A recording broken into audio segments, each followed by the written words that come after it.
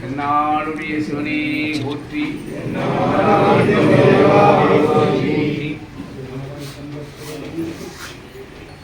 திரு கைலைநாதனை நீல நிலையை வணங்கி யாம் வழிபடும் அப்பர் சுவாமியுடைய பரிபூர்ண அனுக்கிரகத்தாலே தம்பிங்க மறைக்கலாம். இன்றைய நாள் நல்ல நாள். நல்ல விஷயங்களை சிந்திக்கிறதெல்லாம் நல்ல நாள் தான்.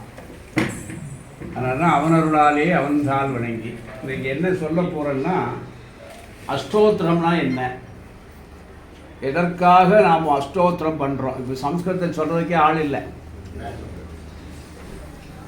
அஷ்டோத்திரம் பண்ணுறதுனால என்ன லாபம்? ரெண்டு விஷயம் இப்போ நின்று போச்சு. ஒன்று, யாகம் எதுக்கும் பண்ணுறதில்லை யாரும். யாகத்துக்கு 3 பிரிவு இருக்கு. ஒன்று பிரம்மச்சாரி யாகம் பேர். அதுனா கல்யாணம் ஆகாத பிராமண சிறுவர்கள். அதுதான் கல்யாணம் ஆகல. நாங்களாம் கல்யாணம் ஆக நாங்கள் பண்ணால் சரியான துறவி யாகத்தில் உட்காரக்கூடாது. எந்த துறவி யாகத்தில் உட்காரானோ அவன் துறவி அல்லேங்கிறார் வேதம். வேதமே சொல்லுது. அக்னியில் அவங்க உட்காரக்கூடாது, அக்னியை தொடக்கூடாது. அவனே அக்னி. சன்னியாசி காய் வேசி கட்டிட்டாலே அக்னி தான். அடுத்தது பெண்கள். பெண்கள் யாகம் பண்ணக்கூடாது, பார்ப்பதே பாவமா. அது மாதிரி இதெல்லாம் செய்யக்கூடாததுக்கு தான் எதை செய்யணும் அப்படின்னு சொல்ல போறேன். எங்க போனாலும் அர்ச்சனை பண்ணணும்.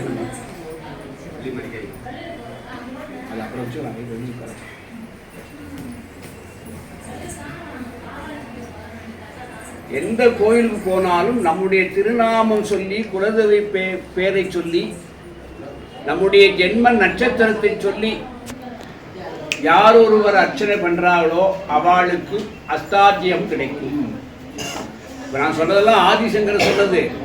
8 வயது மாணவனுக்கு சிவபெருமான் அடி எடுத்து கொடுத்த நம்முடைய ஞான சம்பந்தர் போல ஈவன் ரேங்க் ஆதிசங்கராச்சாரியார். அவர் சொல்றார், நீ எந்த கோயிலுக்கு போனாலும் உன்னுடைய திருநாமத்தை சொல்லி, உன்னுடைய நட்சத்திரத்தை சொல்லி ஒரு அர்ச்சனை பண்ணணும். எப்படி? இன்னைக்கு எல்லாருக்கும் ஒரு லைசன்ஸ் கொடுத்துருக்குறாங்க. ரேஷன் கார்டு இருக்கு, ஒரு கார்டு, ஆதார கார்டு, இதெல்லாம் வந்திருக்க மாதிரி நீ என்னை படைத்தா, இந்த நாளில் படைச்சா, இந்த நட்சத்திரத்தில் படைச்ச, இதற்கு என்ன தோஷங்கள் இருக்குதோ, என்ன கிரகங்கள் இருக்குதோ அதெல்லாம் நிவர்த்தி ஆகணும்னு சொல்றது காலத்துக்காக தான் நம்முடைய நட்சத்திரம் சொல்லி, நம்முடைய திருநாமத்தை சொல்லி அர்ச்சனை பண்ணணும். அர்ச்சனை பண்ணாம ஆலயத்தை தொழுவது சாலமும் அல்ல. எந்த ஒரு பெரிய கோயிலுக்கு போனாலும் நீ அர்ச்சனை பண்ணணும். அதுக்கு கருத்துக்களே இருக்கு, விஷயமே நிறைய இருக்கு. நீ படைத்தவன் இங்கு வந்திருக்கிறான், இந்த நட்சத்திரத்தை படைத்தவன் வந்திருக்கிறான், இவனுடைய ஜென்மங்கள் நல்லா இருக்கணும், நீ இந்த நட்சத்திரத்தை உன்னை படைத்தாய். அதுக்கு தான் ஜென்ம நட்சத்திரம், ஜென்ம ராசி, ஒரு சின்ன அர்ச்சனை 16 அஷ்டோத்திரம் சொல்லுவாங்க. அடுத்தது 108. யாகம் பண்றதுனால என்ன, அக்னி பண்றதுனால என்னன்னா அனைத்து தோஷங்களும் நிவர்த்தி ஆகுது. வீட்டில் ஏதாவது உலாவும் பொருள்கள் எல்லாம் நீங்கி போயிடும். இப்போ எல்லா காரியத்துக்கும் நம்ம ஹோமமே பண்ணுறதில்லை. கல்யாணத்துக்கு கூட சின்ன ஹோமம் தான் பண்ணுறாங்க. சும்மா ஒரு செட்டியில் வச்சு அக்னி காட்டுறோம். அக்னி சாட்சியாக எல்லா விசேஷத்துக்கும் இருக்குது. பிறந்த நாளுக்கு அக்னி வளர்க்கணும், ஒரு குழந்தை வயசுக்கு வந்தால் அக்னி வளர்க்கணும், கல்யாணத்துக்கு வளர்க்கணும், மரணகிரிக்கு வளர்க்கணும், 16ஆவது நாள் வளர்க்கணும். இப்படி எத்தனை தடவை நம்ம வீட்டுக்குள்ள அக்னியை வளர்த்து அந்த மந்திரங்களை சொல்கிறோமோ அவருக்கு எந்த பிணிகளும் இருக்காது.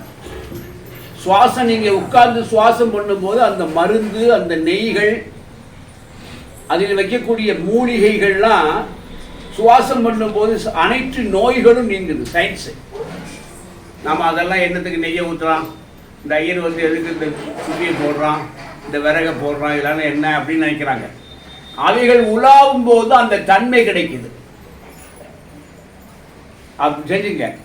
அதுகள் நம்ம செட்டி நாட்டிலாம் பார்த்தீங்கன்னா ஒரு ஜென்ம நட்சத்திரம்னா வீட்டில் யாகம் வளர்ப்பாங்க. அதே மாதிரி வீடு பால் காய்ச்சதுக்கு யாகம் வளர்க்கணும். இப்படி பார்த்தீங்கன்னா ஒரு 50-60 யாகங்கள் நம்முடைய வாழ்க்கையில் வந்துடும். அதில் நாம் உட்காரணும். அதில் 3 பொருள் முக்கியமான பொருள். ஒன்று மூலிகை விறகு, இன்னொன்று நவதானியங்கள் 108 தானியங்கள். இதெல்லாம் மருந்து அந்த நெய்யில் போய் குழம்புது. அந்த மந்திர ஒலிகள், சப்தங்கள், இசாப்திரீகம் என்று சொல்கிறார். அந்த காற்று அலைகள், அந்த புகைகள், உங்கள் வானிலை புகைகள், இதெல்லாம் எப்படி சாமி நம்புறது? இதெல்லாம் என்ன பண்ணோம்? எல்லா பிணிகளையும் நீக்குது. சித்தர்கள், முனிவர்கள், ஞானிகள் கூட மலையில் உட்கார்ந்துருக்கும் போது சாமி கேட்டாங்க, என்ன ஜபம் பண்ணா என்ன பண்ணணும்? ஒன்றும் பண்ண 4 விறகு எடுத்து வச்சு வச்சுக்கிட்டே இரு. அதிகிரதையும் பேர். இப்போ அதெல்லாம் யாரும் செய்யறதில்ல. மந்திரமே சொல்றதில்லை, ஜபமே பண்றதில்லை. பெரிய செல்வம் யாராலும் எடுக்க முடியாத ஒரு செல்வம் இருக்குன்னா தவத்தளவாம் தான் பெற்ற செல்வம். யாரும் பிடுங்க முடியாது. எப்படி கல்வியை பிடுங்க முடியாதோ அது மாதிரி தவத்தையும் பிடுங்க முடியாது. தவம் தான் பெரிய சொத்து. அது என்ன சொல்ற? தவத்து அளவாம் தான் பெற்ற செல்வம், குலத்தளவாம் குணம். புரியுதா? தவம் பண்ணணும். கொஞ்ச நேரமாவது ஏதாவது ஒரு பிரார்த்தனை பண்ணணும். அப்படி எதையெல்லாம் செய்யணும், எதையெல்லாம் செய்யக்கூடாதுன்னு இப்போ உலகம் வந்து போச்சு. என்னெல்லாமோ பண்ணுறாங்க. அவங்க பண்ணுறதெல்லாம் நியாயம்ங்கிறாங்க. அப்படிலாம் நீங்கள் யாரும் மாற வேண்டாங்கிறதுக்காக சொல்கிறேன். அது கட்டாயம் பண்ணலை. என்னுடைய பாணியே கட்டாயம் பண்ணுற பாணி கிடையாது. நிறைய வெளியே தெரியணும்னு நினைக்கிறவங்க நான் கிடையாது. என்னை நாடி யார் வர்றாங்களோ அவங்க நல்லது சொல்லுவேன். ஒதுங்கிட்டான்னா கம்ப்ளீட்டாக விட்டுருவேன். தேவையில்லை. பகவான் கட் பண்ணுறான்னு அர்த்தம். நிஷ்காமீஸ்வகா, வழிகாட்டக்கூடியவர்கள் வழியில் செல்லவில்லை என்றால் வழியை சொல்லாதே. புரியுதா? மாணிசாமி சொன்ன விஷயம்தான். வழிகாட்டவர்களை வழிகாட்ட வந்தால் வழியை சொல்லாதே. அவன் தெரிஞ்சுக்கிட்டே நம்மகிட்ட வழி கேட்பான். தெரியாதவன் எப்படி கேட்பான்னா அவனுடைய மூஞ்சிலே தெரியும். ஐயோ நம்ம தெரியாமல் வந்துட்டோமே இந்த பாதையில், இதை விட்டு எப்படி போகிறது, இந்த தெருவா அந்த தெருவா அந்த தெருவான்னு அவனுடைய முகத்தில் தெரியுமா. மறுபடியும் கேட்கும்போது நல்லா சொல்லுங்கன்னு கேட்பான். 2வது அப்புறம் தான் நம்ம சொல்லுவோம். அப்படி போன வந்து தூரம் பண்ணால் ஒரு பள்ளிக்கூடம் இருக்கும். அந்த பள்ளிக்கூடத்துலேருந்து தம்பி பயப்படாத, அது 4வது தெருக்கு போ, 4வது தெருவில் 5வது வீடு இந்த மாதிரி இருக்கும் அப்படின்னு சொல்லுவாங்க. அப்போ அவன் மனசில் வாங்குறான். வழி தெரிஞ்சுக்கிட்டே கேட்டான்னா அவங்க வழி இல்லைன்னு அர்த்தம். அது மாதிரி யாகம் பண்ணும்போது இந்த அஷ்டோத்திர யாகம் எப்போ பண்ணணும்? 108 யாகங்களுக்கு அவ்வளோ பவர். 108 மணி, 108 ஜபம், மாலை 108, இப்படி 108 108 108ன்னு சொல்லிக்கிட்டே போகலாம். நிறைய இருக்கு. மூலிகை 108. பகவான் படைக்கும் போது 108 மூலிகை தான் முதல்ல படைச்சுக்கிறார்.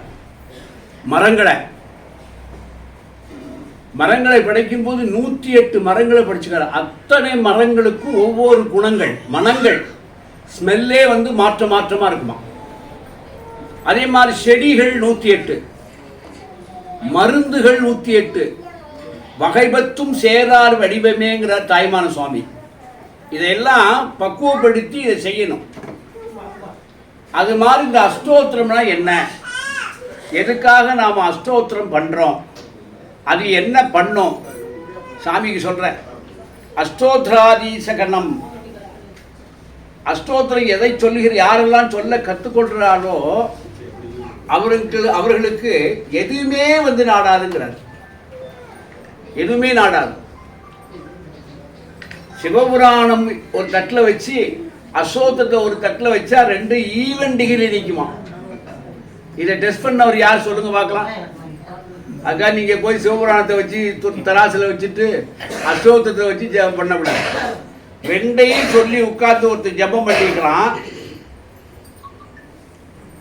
அவரை இறைவன் போய் கிட்ட போகும்போது டிகிரியில் இருந்தார். அவர் பூமியில் அவருடைய பாடி தொடலையாம்.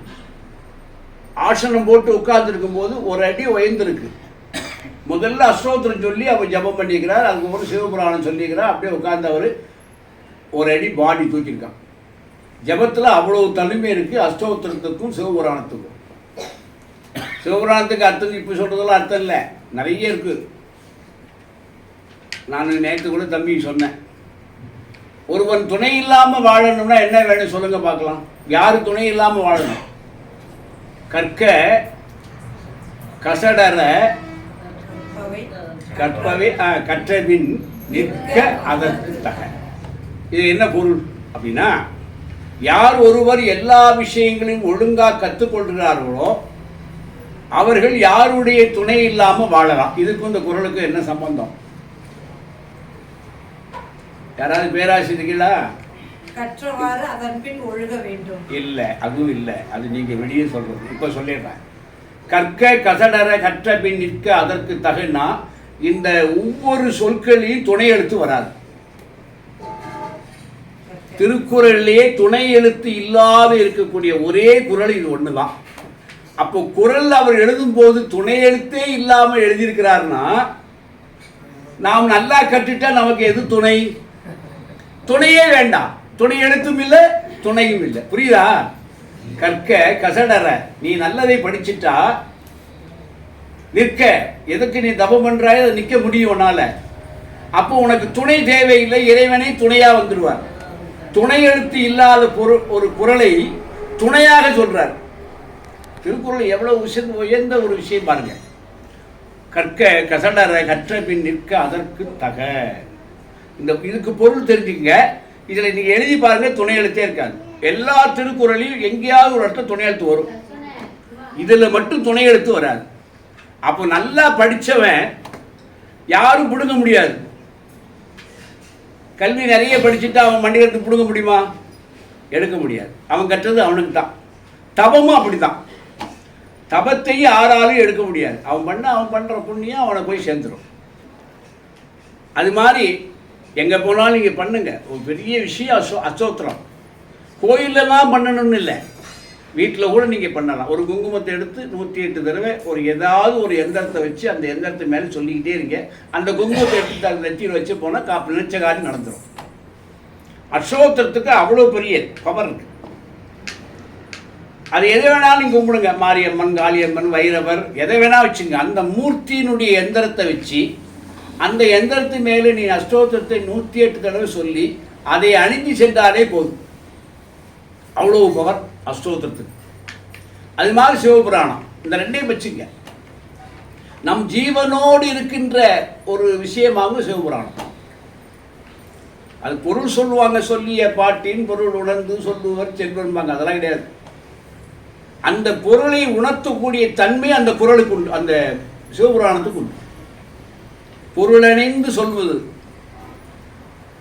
ஏன்னா எல்லா விஷயங்களும் பாருங்க, கடவுள் மனிதனுக்கு அடி எடுத்து கொடுத்திருக்கிறார். ஆனா மணிவாச பெருமான் அப்படி இல்லை. தான் அடி எடுத்ததை சொல்லிக் கொண்டிருக்கும் போது சிவபெருமான் எழுதுகிறார். இறைவன் எழுதிய நூல், இறைவனுடைய கைப்பிடிப்பட்ட நூல், இறைவனால் எழுதப்பட்டது சிவபுராணம். அப்படி அதனால சிவபுராணம் பேரு. இவருடைய புராணம் இல்லை, மாணிக்கவாசர் புராணம் இல்லை, அது சிவபுராணம். ஏன்? சிவபெருமான் எழுதினாரு, அது அவர் புராணம். எவ்வளவு எளிமை, இந்த உண்மை எவ்வளவு அழகா வச்சுக்கிறார். அப்படி அஷ்டோத்திரம்னா என்ன அப்படின்னு சொல்ல போறேன். இப்போ நம்ம இந்த உலகத்துல இறைவனால் படைக்கப்பட்டது 27 நட்சத்திரம் தான். இத்தனை கோடி மக்களும் மாறி மாறி மாறி மாறி இதுக்குள்ளே தான் நம்ம வர்றோம். இந்த 27 நட்சத்திரத்தோட யார் இருக்கான்னா, நவகிரகங்கள் 9 பேர். யாருக்கு எதுனாலும் கிரகங்கள் 9 தான். 12 ராசி, 48 நாள் திருதி, இதையெல்லாம் சேர்த்தால் 108 வரும். அப்போ இறைவனை எப்படி பண்றார் பாருங்க. ஒரு மனிதனுடைய ஜனனம் 48 நாள். தகப்பனாருடைய வயிற்றுல 48 நாள் விந்து ஊறி அதுல செல் வந்தாதான் தாய் வயிற்றுல 10 மாசம் இருக்கும். அப்ப மனிதனுடைய வாழ்க்கை 12 மாசம், 10 மாசம் இல்லை. அப்பாட்ட 2 மாசம், அப்பா அம்மாட்ட 10 மாசம். நம்ம 12 நிறைய பொருள் இருக்கு. 12 மாதம், 12 மணி நேரம். சூரிய பகவான் யாரும் சொல்லியா வர்றாரு, 6 மணிக்கு வர்றாரு, சாயங்காலம் 6 மணிக்கு போயிடுறார். எல்லாம் நீங்க உட்கார்ந்து பார்த்தா 12 12 12 12ஆவே இருக்கும். மனிதனுடைய வளர்ச்சி கூட 12 வயசுல சரிபூர்ணமான வளர்ச்சி ஆயிடும். அதனால்தான் பிரம்மச்சாரி தீட்சையும் 7 வயசுல வாங்கணும்.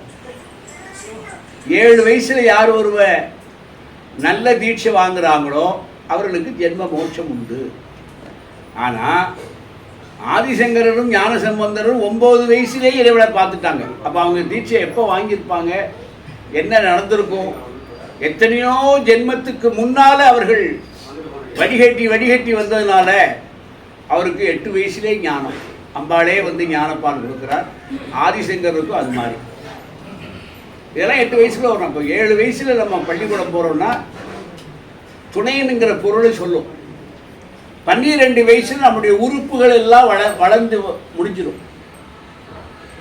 உங்களுக்கு தெரியுற மாதிரியே சொன்னேன்னா ஒரு 12 வயசு ஆனால் லைட்டாக மீசை முளைக்கும். எல்லா உறுப்புகளிலும் முடிகள் முளைக்கும். சாதாரண முடியே பாருங்க, இறைவன் 5 பிரிவாக வச்சிருக்கான். பிறக்கும் போதே புருவம், கண்முடி இருக்கு. மண்டையிலோட சில வீட்டில் குழந்தைக்கு பிறக்கும்போது தலையெல்லாம் பிறக்கும், முடியெல்லாம் பிறக்கும். சில பிள்ளைக்கு நிறைய முடியும். 3 ஹல காதலம்ங்கிறார். 3 கணங்கள். இது 1 2 3. இவைகளை இது வளரும், இது அப்படியே இருக்கும், இது வளரவே வளராது. எல்லாம் முடிதானே. இறைவன் படைப்பை சிந்திங்க. உங்களுடைய உடம்பில் இருக்கிற ஒரு சாதாரண முடி சொல்லுவாங்க, வட இவன் மயில் அப்படிம்பாங்க. நான் சிரிப்பேன். இந்த மயிலை கூட ஆண்டவன் எப்படி அளந்து படைச்சுக்கிறான் அதை சிந்திக்க தெரியலையே. புருவ முடி எப்படி இருக்கு? ஏதாவது வளருதா? இது கொஞ்சம் வளரும், இது நிறைய வளரும். அடுத்தது உங்களுக்கு தெரியும், மீசை, அப்புறம் கம்கூடு, மறைபாகம். இந்த 3 6 பாகமாக சொல்றார். அதை இறைவனுடைய அற்புத பாகத்தை யாராலும் சிந்திக்கவே முடியாது. அதனால 12 வயசு ஆனால் அந்த குழந்தைக்கு எல்லா உறுப்புகள்லையும் எல்லா சாணமும் வந்துடும். அப்போ அவன் வயசுக்கு வந்துடுறான். குரல் கூட மாறும், சவுண்டு கூட மாறும். பெண்களுக்கும் அதே மாதிரி தான். அப்போ 12 என்ற பொருள் ஒரு பக்குவ நிலையின் வருகின்ற நிலை. அதனால தான் அந்த காலத்தில் 8வது வகுப்பை 12 வயசில் வச்சான், ESLCன்னு. அது வரைக்கும் இன்னும் பழைய காலத்தில் தெரியும், நாங்களாம் அப்படி தான் இருந்தோம். வீட்டில் வெளியே வந்தால் வீட்டில் டவுஸ் அவுத்து போட்டு ரோட்டு போடுவோம். அது எது வரைக்கும்? எத்தனை வயசு வரைக்கும்? 3 வயசு வரைக்கும். அதுக்கு முன்னால் அதுக்கப்புறம் அம்மா தான் காலை கழுவும், இவன் கை இருந்தாலும் கழுவ மாட்டான். அதுக்கப்புறம் முன்னால் மட்டும் மூடிட்டு போவான். டவுசர் முன்னால் மூடி இருக்கும், பின்னால் திறந்துருக்கும். கொஞ்சம் வெக்க வரும். அதுக்கப்புறம் அவன் தனியாகவே போக ஆரம்பிச்சிடும். இது சொல்றார், தன்னுடைய அபிமான கூச்சங்கள் கூட இறைவன் ஒரு நிலையாக படைக்கிறார். இந்த பிறவி கஷ்டமான பிறவி, ஆனால் அற்புதமான பிறவி. அதான் அரிது மானிடனாய் பிறப்பது அரிது, அதனிலும் அரிது. கூன் குருடு செவடு பேதை நீங்கி பிறப்பதறிவு. மன ஊனுன்னு ஒரு ஊனு இருக்கு. அப்படி சொல்ல போறேன், அதான் சொல்றேன். இந்த மனத்துக்குள்ள ஒரு ஊனு இருக்கு. நமக்கு 27 பக்கம் துடிப்பு இருக்கு பாருங்க. துடிப்பே நமக்கு 27 பக்கம் இருக்கு. 27 நட்சத்திரங்கள் துடிச்சிட்டு இருக்கு. தலையில துடிக்கும், காதுக்கு பின்னால, கையில நாடி, பித்த நாடி, வாத நாடி, 6 நாடி இருக்கு. காலில் துடிக்கும். துடிப்புகள் 27. ஜாயிண்டுகள் 12 ஜாயிண்ட் இருக்கு. நம்முடைய உடம்புல 12 ஜாயிண்டுகள், அதான் 12 வீடு. 9 துவாரங்கள் இருக்கு. நீங்க வேற வெளியில பார்க்கறதே நம்ம நினைக்கூடாது. நவக்கிரகத்துக்கு போனாதான் நமக்கு எல்லாம் நீக்கும். நம்ம கண்ணால, காதால, இவையெல்லாம் துவாரங்கள். அப்போ சரீரத்தில் 27 இடத்துல துடிப்பு இருக்கு, 12 ஜாயிண்ட் இருக்கு, 9 துவாரம் இருக்கு. இவையெல்லாம் ஒன்றுபட்டு நிலை அடையணும். இந்த பிறவியில் அதெல்லாம் ஒன்றுபடணும். அதான் சொல்றார், மூலாதாரத்தில் 3வது கனலை காலால் எழுப்பி கருத்ததுவே காட்டி இடைகளை பிங்களைங்கிறார் ஔவையார். அதுல ஒரு பெரிய தேக ரகசியம் இருக்கு. விநாயகருடைய அகவல்ல பெரிய தேவ ரகசியம் என்னன்னா, சித்தத்தினுள்ளே சிவலிங்கம் காட்டி சத்தத்தினுள்ளே சதாசிவம் காட்டி. அப்ப இறைவனுக்கு சித்தம்னா சிவலிங்கம்ங்கிறோம், சத்தம்னா சதாலிங்கம்ங்கிறோம். அவருக்கு 2 பெயர் தான். சப்தம்னா சுவாசத்துக்கு பேர் சப்தம், இந்த சுவாசம் நமக்கு தெரியாமல் உள்ளே போயிட்டு இருக்கு. மாணிக்கவாசகர் இதை எப்படி சொல்றாரு? இன்னும் தெளிவாக சொல்லிட்டாரு. போக்கும் வரவும் புனலும் இல்லா புண்ணியனேங்கிறார். இது போக்குவரத்து மந்திரி. இப்போ நம்ம சாமியெல்லாம் என்ன கேட்பாங்கன்னா, போக்குவரத்து உண்டா? என்ன உண்டா? அப்படின்னா என்ன? போறதுக்கு எவ்வளோ, வாரதுக்கு எவ்வளவு, அது கிடைக்குமா? இந்த போக்குவரத்துக்கு நம்ம காசு கொடுக்கணுமா? போக்கும் வரவும் புனலும் இல்லா புண்ணியனை காக்கும் என் காவலனை காண்பொழியும் வேறொழிய. ஒரு வரியில முடிச்சிட்டார். இந்த போக்குவரத்து ஆளை நம்ம பார்க்க முடியல. இவன் ஒரு நாள் போக்குறது நின்றுட்டான்னா, நல்லா புரியுது இந்த பாட்டு, இந்த வரியை புரியுங்க. போக்கும் வரவும் புனலும் இல்லா புண்ணியனை காக்கும் என் காவலனை காண்பொழியும் வேறொழிய. காற்றை கண்ணால பார்க்கிறவன் தான் கடவுளை பார்த்தவன். திருமூலர் சொல்றார், காற்றறியேன் கணக்கறியேங்கிறார். காற்றை எப்போ பிராணாய சக்தியை உணர்ந்து அவனை எப்போ உணர்ந்து கொள்றானோ, அது விவேகானந்தர் 2 கேள்வி கேட்பார். சுவாச கர்ணம் அவர் எழுதுவார், ஞான இதில் ஒழுக்கத்தில் எழுதிப்பார். சுவாச கருணம் நிலையற்ற கருணம். கடவுளை காட்ட முடியுமான்னு இப்ப கேட்கறது மாதிரி அவர் அந்த காலத்துல கேட்டுக்கிறார். பெரிய ஞானிகள், தேவர்கள், முனிவர்கள்லாம் ஃபெயில் ஆயிட்டாங்க அவர் கேள்வியில. ஒரு சாதாரண ஒரு காளியை வழிபாடு பண்ணக்கூடியவர், அசைவ உணவை வச்சு கும்பிடக்கூடிய ஒரு தெய்வத்தை வழிபடுறவர் காளி தேவியை காட்டிக்கிறார். இன்னைக்கும் கல்கத்தாவுக்கு போனால் மீன் வச்சு தான் பூஜை பண்ணுவாங்க. இன்னைக்கும் மச்ச பூச்சி அங்கே உண்டு. இதில் எங்கள் துறவிகள்லாம் போனால் அது சாப்பிட்டும் ஆகணும். அங்கே இருக்கிற துறவிகள்லாம் மீன் சாப்பிடுவாங்க பிரசாதம்னு.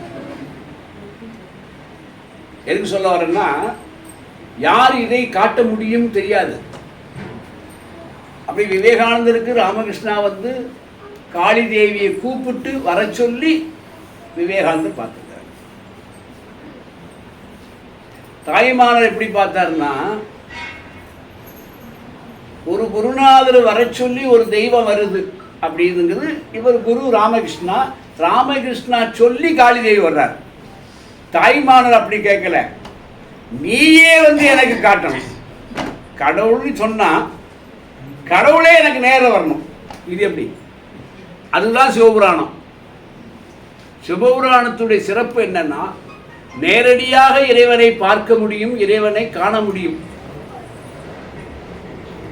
அதான் இந்த போக்கும் வரவும் புனலுமில்லா புண்ணியனை காக்கும் என் காவலனை காண்பொழியும் பேரொழிய. இவ்வளவு ஒளி கண்ணுக்கு கொடுத்துக்கிற இந்த கண்ணில் இருக்கிற வெளிச்சம் பல மைலுக்கு அப்பால் இருக்கிற சூரியனை பற்றி சொல்றான். கண்ணுக்கு மூக்குக்கு எவ்வளவு தூரம்? இவ்வளவுதான். இதுல வர்ற காற்று நம்மளால பார்க்க முடியுதா? அதை உணரணும், அதை நிப்பாட்டணும், அது உள்ளுக்குள்ளே நிற்கணும், அது வெளியே வரக்கூடாது. அதுக்கு பேர் தான் அஷ்டசிதா சூத்திரம் பேர். இவை எல்லாம் ஒடுங்கணும். இந்த 27 ஒடுங்கணும், இந்த 8 துவாரங்களும் தானே அடைக்கணும், சுவாசமற்று இருக்கணும், தன்னுடைய பாடியை தூக்கும். இந்த 8 கிரகங்கள் 108 சாதங்களும் தன்னிலை பெற்று ரத்தம் ஊறக்கூடாது, ரத்தம் உள்ள உற்பத்தி ஆகக்கூடாது, ஓடக்கூடாது, நரம்புகள் தெரிக்கக்கூடாது, சத்தம் கேட்கக்கூடாது, வாய் பேசக்கூடாது. சிவபுராணம் எப்படி சொல்லணும்னு சொல்றாரு ஒருத்தர். நாக்கு அசையாம சிவபுராணம் சொல்ல கத்துக்கணும், மனசுக்குள்ளே சொல்லணும். எங்க நீங்க வரியை விட்டாலும் அந்த வரியை அது உணர்த்தும். நம்ம வெளியே தெரியுற மாதிரி சொல்லிட்டு இருக்கிறோம், அப்படி சொல்லக்கூடாது. சிவபுராணத்தை ஜீவனுக்குள்ளே சொல்லணுமா. ஜீவாத்மா பரமாத்மானுடைய ஒளிகளை உள்ளேயே சொல்லி கொண்டிருக்கணும். ஏன்னா சிவபெருமான் எழுதி அப்படி இந்த உடம்பில் இருக்கிற 108 அசோத்திரங்களும், நம்முடைய கிரகங்கள் பூராமே 108 சித்தி கிரகங்கள் பேர். இந்த 108 ஒடுங்கணும். நரம்பு துடிக்கக்கூடாது, வாய் பேசக்கூடாது, கண் தெரியக்கூடாது, காது கேட்கக்கூடாது, எவையுமே தெரியக்கூடாது. மனுஷன் லேசாயிடணும். மனுஷன் ரொம்ப லேசாயிடணும். லேசாயிட்டா என்ன பண்ணுவான்? பூமியை தொடாது, மேலே வந்துடுவான். இந்த பரீட்சையில் யார் ரொம்ப அழகாக பாஸ் பண்ணவங்க? சித்தர்கள் முனிவர் கூட கொஞ்சம் பாஸ் ஆகலை தான் சொல்லுது. இன்னும் நிறைய படித்தா இல்லைங்கிறாங்க. இதில் யார் ரொம்ப பாஸ் ஆன ஆள் சொல்லுங்க பார்க்கலாம். விண்வெளி வீரர்கள். அவர்கள் விண்வெளி வீரர்கள் சம்மந்தமே கிடையாது. அவங்க உடல் லேசானதுனால மிதக்கிறாங்க.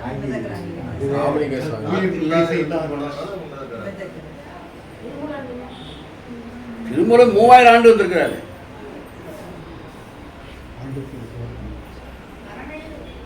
சாதாரண ஆளுதான். கடவுளை நினைக்கிற வரைக்கும் பொய் சொன்னதில்லை.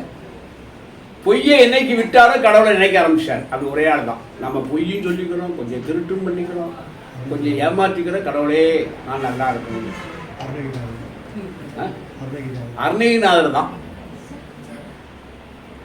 அருணகிரிநாதர் உலகத்திலே மிகப்பெரிய அயோக்கியன், உலகத்திலேயே மிகப்பெரிய யோக்கியன். திருவண்ணாமலை இருக்கிற சாதுக்கெல்லாம் தெரிஞ்சுங்க, எங்கே இருக்குன்னு யாருக்கும் தெரிய மாட்டேங்குது. நான்லாம் திருவண்ணாமலை வந்தால் வாயை பிடிச்சிக்குவேன், பேசவே மாட்டேன். ஏன்னா அந்த பூமியை அந்த கண்ணோட்டத்தில் பார்த்தால் மட்டும்தான் அவர் அருள் கிடைக்கும். அவர் செய்யாத தவறெல்லாம் செய்து பெருநோய் வந்து அந்த பெருநோயில புழுக்கள் அழுது கொட்டுற சமயத்தில் அதுவரையில் அவர் திருந்தலை. சகோதரியால் அவருக்கு புத்தி வருது, ஞானம் வருது. சகோதரியால் வந்த ஞானம் மூவர். ஒன்று அப்பர்சாமி, இன்னொன்று அருணகிரிநாதர். தமக்கையார், புரியுதா? அதுக்கப்புறம் அவர் தப்பே பண்ணல. மிக யோக்கியனான பிறகு அவர் எதுவுமே செய்யலை. அவருக்கு மட்டும்தான் சுவாச கருணங்கள் பரீட்சையில் மிக தெளிவாக பாஸ் ஆகியிருக்கிறார். அவருடைய பாடலுக்கு யாராவது பொருள் எழுதுறாங்களா பாருங்க. எங்கேயாவது அவருடைய பாடல் பொருள் எழுதி ஒரு புத்தகம் வந்திருக்கான்னு பாருங்க. இருக்கவே தான். பாட்டை தான் எழுதுவாங்களே தவிர பொருள் எழுத முடியாது. ஏன்னா தகட தகட திகர தகடன்னு இருக்கும். எந்த பேராசிரியராலும் அது எழுத முடியாது. அவையெல்லாம் சரியாக அதுக்கு பொருள் சொல்லிட்டாங்கன்னா இறைவனை கூப்பிட்டா வருவார். முருகனை வாழான்னு கூப்பிட்ட ஒருத்தரே அருணகிரிநாதர் ஒருத்தர் தான். அடுத்தது தண்டபாணி சுவாமிகள், வண்ணச்சரவ தண்டபாணி சுவாமி. ஓங்கி அடிப்பார் மேஜையில, முருகன் அங்கே நிற்பார். இந்த இருக்கிற என்ன ஒரு திருமாமாத்தூர் வண்ணச்செல்வ தண்டபாணி சுவாமிகள் மேடையில் இப்படி ஓங்கி அடித்தார்னா முருகன் இருப்பாராம். இப்போ எந்த அளவுக்கு அவங்க நிலை பெற்றிருக்கணும், நிலை எவ்வளோ பெற்றிருந்தால் அதை அட முடியும். அப்படி இந்த சுவாசத்துக்கு அவ்வளோ விஷயம் இருக்குது. நம்முடைய பாடியில் அஷ்டோத்திரங்கள்லாம் அடங்கணும். அதுக்கு என்ன வழி? அஷ்டோத்திரமான ஜபங்கள் பண்ணணும், அஷ்ட மந்திரங்களை சொல்லணும், அஷ்டாத்திர யாகம் பண்ணணும்.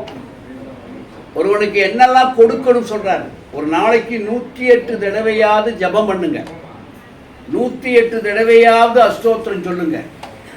போதும்.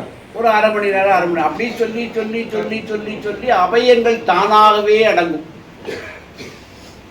அஷ்டோத்திரத்துக்கு அவ்வளோ பவர். இப்பெல்லாம் பிறந்த நாளுக்கு என்ன பண்றான்? கேக்கு வெட்டி வாயில ஊதுறான், விளக்கு அணைக்க சொல்றாங்க. கலியுகம் கலியுகம் சொல்றாங்கல்ல, அதான் இது. கலியுகத்தில் என்ன சொல்றாங்கன்னா விளக்கேற்றி வச்சு கையில கத்தியை கொடுத்து கேக்க வெட்ட சொல்லி வாயில ஊத சொல்லி, நம்ம சாதலாம் விளக்க வாயில ஊதாதையும் சொல்லக்கூடிய ஒரு இந்துக்கள் இன்னைக்கு கத்தியில கையை கொடுத்து கேக்க வெட்ட சொல்றான். அவன் கத்தியை தூக்கிட்டு அப்பாவை தான் வெட்டுறான். என்ன செய்யணும்னு சொல்ல போறேன். ஏன்னா இன்னைக்கு எனக்கு ஜென்ம நாள், அதனால உங்களுக்கு சொல்றேன். ஒவ்வொருத்தரும் இந்த நாளாவது ஒரு அஷ்டோத்திரம் பண்ணுங்க. அது துறவிக்கும் உண்டுன்னு சொல்லியிருக்குது. அஷ்டோத்திர ஜபம் அல்லது அஷ்டோத்திர யாகம், அஷ்டாங்க மந்திரங்கள் இவை செய்யும். ஒரு பிறந்த நாளுக்கு ஒரு ஏழை ஏழைக்கு சாப்பாடு போடுங்க, இதை மாறுங்க. அப்புறம் பேய் உலகம்னு ஒரு பொருள் சொல்லியிருக்கிறார். கலியுகம் எப்படி ஆகும்னா அவன் இவனாவான், அப்போது கலியுகம் தோன்றும். பேய் அலையும். இப்போ எல்லாம் பேய் தானே. எந்த பொண்ணாவது தலையை கட்டி பூ வச்சு போதா? அதுக்கு பேர் பேஷனம்.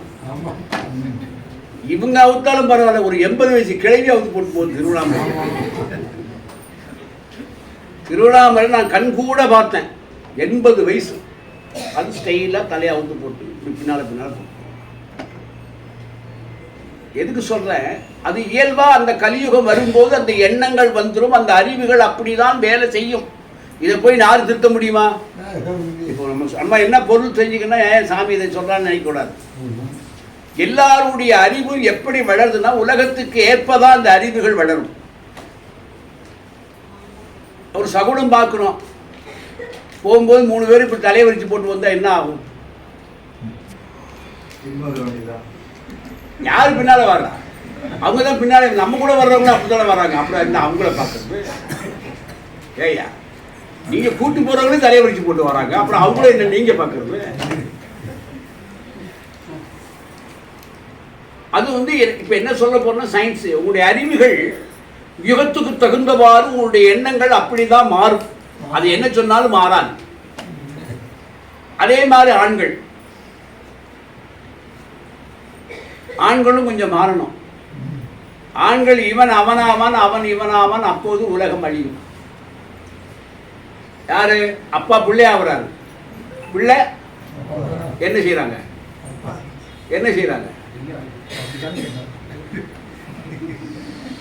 பையன் வாங்கிட்டு வந்து அப்பா குடிப்பாரு. இப்பெல்லாம் அப்பா வாங்கிட்டு வந்து பையன் குடிக்கிறான். அதை என்ன சொன்னார் பாருங்க, அவன் இவனாவான், இவன் அவனாவான், அப்போது உலகம் அழிய தோன்றும். ரெண்டு நடக்குது. அழிய தோன்றும் தானே, ஆரம்பிச்சிருக்கு. இன்னும் அழியல. இன்னும் எவ்வளவு அட்டகாசம் நிறைய இருக்கு அர்த்தம்.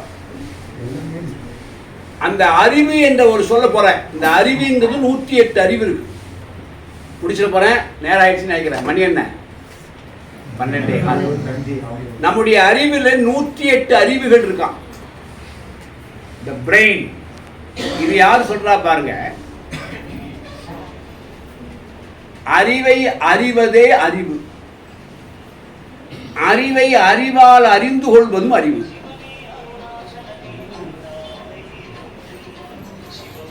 நாம இங்க இருக்கும்போது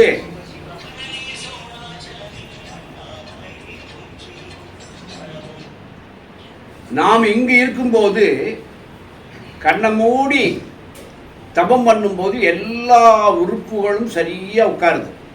அறிவு எங்க போகுது? எங்கேயோ போகுது.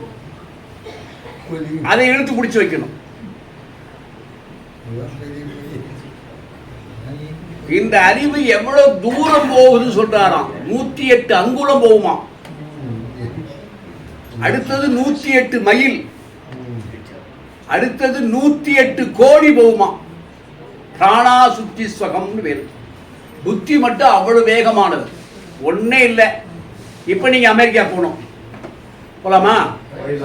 எப்படி வந்தாச்சா? சரி, ஒன்னே இல்லை. இப்ப சீக்கிரமா சொல்றேன்.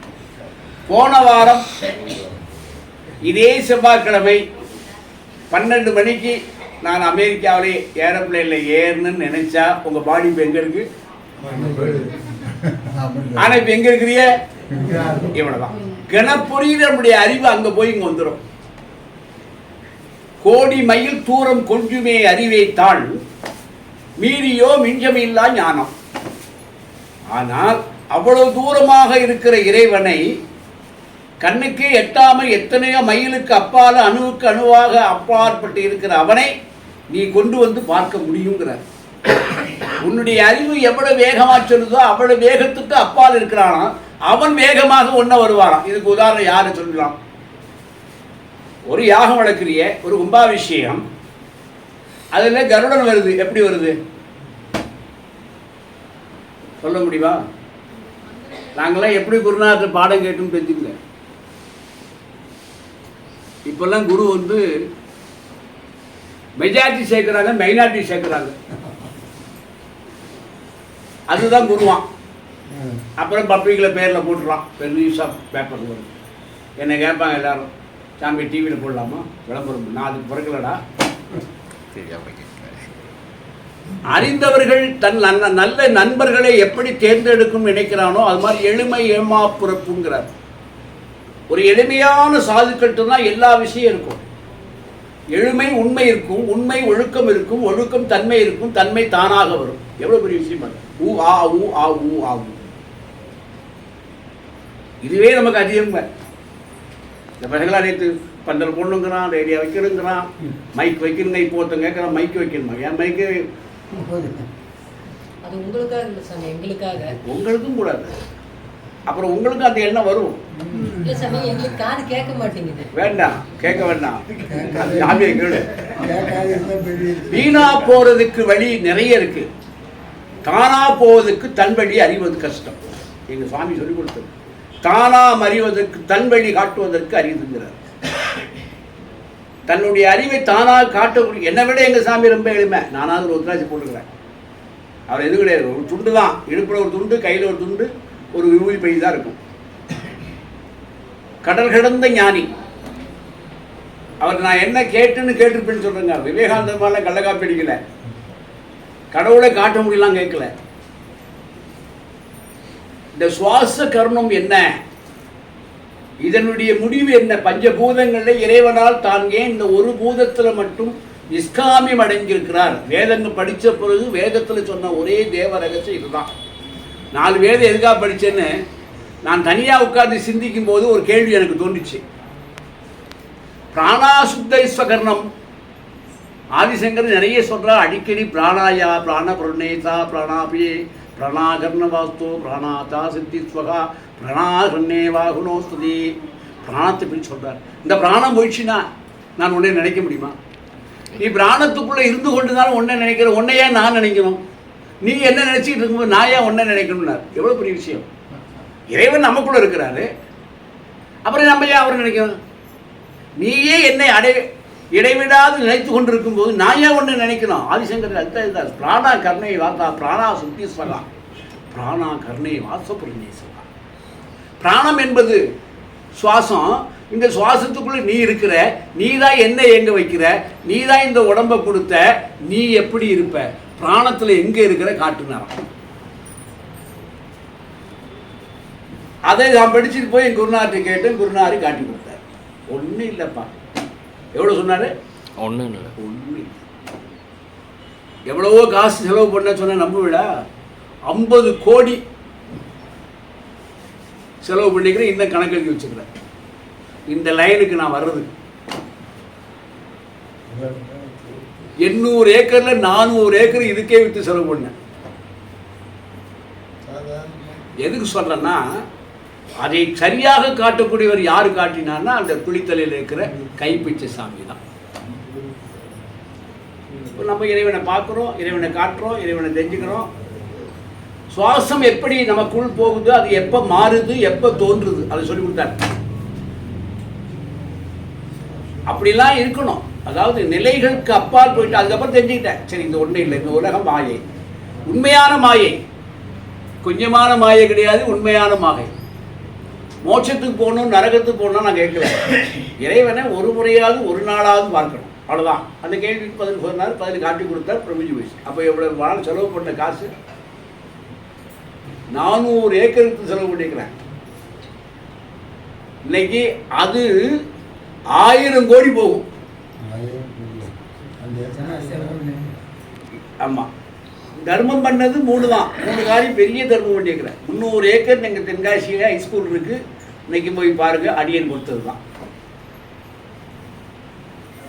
துப்பாக்கி தொழிற்சாலை 118 ஏக்கர் திருச்சியில் இருக்கு.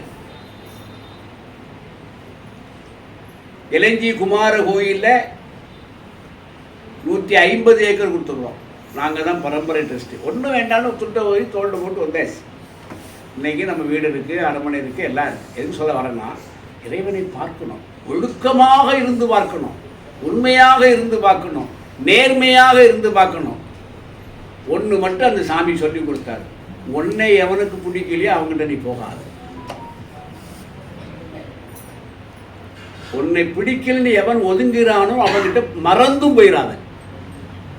அவன்தான் உண்மையால் தேச துரோகினார். சதித்தாக நம் ஆசோகம். இறைவன் கூட நம்ம மேல அபிமானத்தோடு தான் இருக்கிறாராம். சரீரே புருஷ வாசகா மனுஷோ கன புத்திஸ்மகா. இந்த சரீரத்துக்குள்ள இறைவனுக்கு இந்த சரீரத்து மேல விருப்பம் இருந்தால் மட்டும்தான் அவர் நம்மளோடு 80 வயசு வரைக்கும் இருப்பார். இல்லைன்னா சரீரத்தில் நீ பண்ணாத அட்டுவழித்தை நீ பண்ணுனேன்னா ஐயா நான் போயிட்டு வரேன் டாட்டா காட்டு போயிடுவார். அப்போ என்ன சொல்றார்? சரிதே வாசகநாசகம். சரீரத்துக்கு யார் நண்பன் கேட்கிறார்னா இறைவன் தான் நண்பன். சரீரத்தை நீ சரீரமா வச்சுக்கணும், திரேகமா வச்சுக்கணும், துரோகமா வச்சுக்கூடாது. நமஸ்காரம். வாங்க.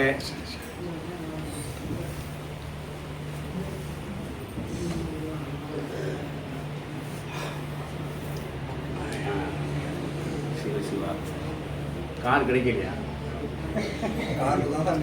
கார் கிடைச்சது, டயர் கிடைக்கல. 2 பேரும் ஒண்ணா வரமாட்டேன்னு சொன்னாங்க. வந்துட்டோம்ல.